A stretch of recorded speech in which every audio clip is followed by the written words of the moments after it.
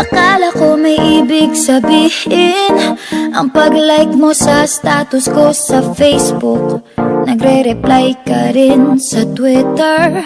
Akala ko, yun na. Pero nakita ko kahapon may pinost kang iba. May kasama kang maganda. Ang sabi mo sa akin, kaibigan mo lang siya. Ang hirap palang maging D-A-N-G-A. Ang hirap palang maging D-A-N-G-A. Pinapaasa mo lang ako kasi alam mo na crush kita. Oo, na crush kita. Pambihira o nung dati pa. May patanong-tanong ka pa kung sino yung nasa Facebook status ko. Hoy! Tungkol yan sa'yo. Yung sana ako na lang ang girlfriend mo.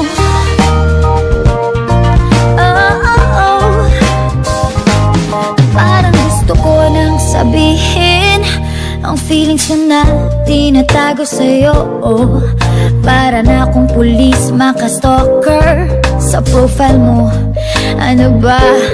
Pero nang makita ko kahapon post mong may kasama ka, ang mundo ko'y nag-iba. Pakiramdam ko, boy, chicks mo siya. Ang hirap palang maging D-A-N-G-A. Ang hirap palang maging D-A-N-G-A. Pinapaasa mo lang ako kasi alam mo na crush kita. Oo, na crush kita. Pambihira o nung dati pa. May patanong-tanong ka pa kung sino yung nasa Facebook status ko. Hoy! Tungkol yun sa'yo.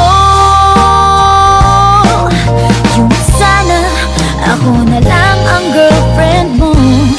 Iniisip ko tuloy, napaaga ba paghihinala kung sa'kin may gusto ka. Nagmumukhang sira, iniisip na may ibig sabihin yung message mo.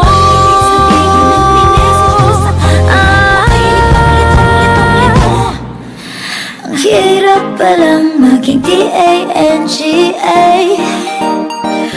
Ay, ang hirap palang maging D-A-N-G-A.